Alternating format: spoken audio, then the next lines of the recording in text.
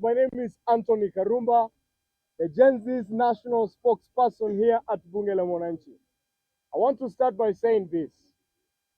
It really pains me when we discuss matters tribalism in this nation, because tribalism issues, we want to finish with that discussion in the year last year in the month of June.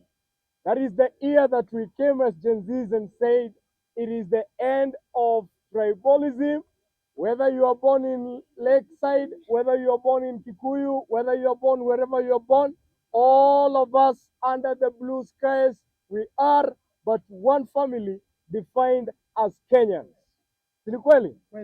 And therefore, good people, let us not allow some individuals to make us a playground that when they want to play their match, we are the ground for them, to give them this opportunity to fight each other and divide us in terms of ethnicity. I want to tell you, good people, there is no way we will canvass matters economy. There is no way we will canvass what is ailing our nation when our concentration is dividing and thinking about who is to become who is to become who. Good people, let me tell you, and because my good people, they have drilled the topic of tribalism, I'll begin with that. Let me tell you, good people, if you don't know, we as Kenyans, immediately after the 2024 protest of Gen Zs, there are some selfish individuals who saw an opportunity. We call them opportunists.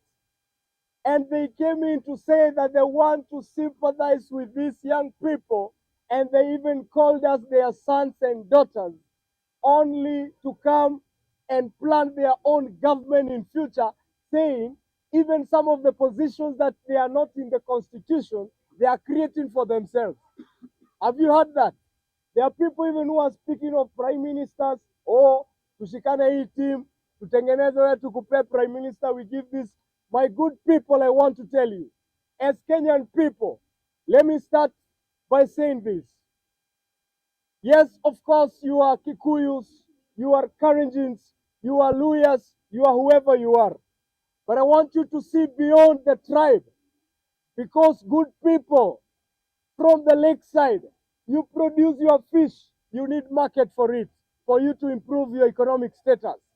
Good people from the mountain, you produce coffee, you produce tea, you produce milk, you need market for you to develop yourself economically.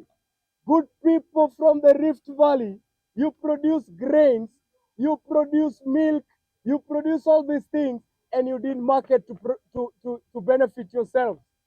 Good people from mango, of course, the mangoes.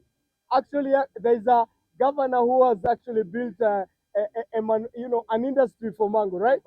That is Mutula Kalonzo. Look, good people from the Mount Kenya, even we have East Merus, who produce miraa. And you people, you are waiting for this administration to bring you a solution for the market for you to develop yourselves economically. If at all right now you allow an individual to make you a playground to say, oh, I was done like this, so and so did like this to me, it is we who are fought. Are we conversing about our coffee and the pyrethrum and the miraa, or are we going to help an individual in terms of how he will benefit himself? He make his own money and he goes home to his family. Let me tell you, good people, let us not allow ourselves to be used. Let us not allow ourselves as Kenyans to be used, because there are things that we must converse as a country. There are things that right now we have a lot of distractions, that there is no time for work. There is no time to ask ourselves concerning our ailing economy. We are in a debt of 11 trillion.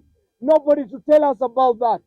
But all we want us to speak about, it is who will become this using this tribe, using this tribe. Good people, I want to tell you, if at all we get to 2027 without a good solution of how we're going to settle this debt of 11 trillion, then be sure whoever will come in government, we will have an economic turmoil and a very bad economic climate. And it's about time Don't come to Kenyans to sell tribalism. As Gen Zs, we say tawe, tawe, tawe to tribalism. We don't want division. This is a united nation. We want to focus. Kenya has industrious people. There are people even who are inventing new technical and digital mechanism of marketing our products so that we can increase our exports and reduce our imports. Good people, the GDP of this nation, gross domestic product, we cannot develop it if at all every time we are discussing matters of elections every day. Remember, before 2027, we have a life to live. After 2027, we have a life to live. And the nation is not ending after elections. And I want to tell you, good people, it is very, very traumatizing to listen to what is happening or the report that we heard yesterday from this Auditor General. The Auditor General's report, it is giving us more depression. It is killing our hope. Good people, tell me this.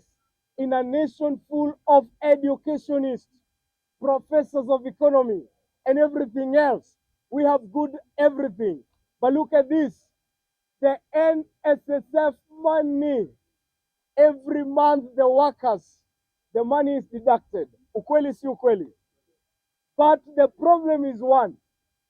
The Auditor General report, the financial year 2023-2024, NSSF had delayed to the point that the ombudsman, Ombudsman had to come in for them to release the report, and we hear that good people, these people out of their own knowledge without following the constitution, went and invested money, our taxes, into infrastructure, projects, which have led into losses.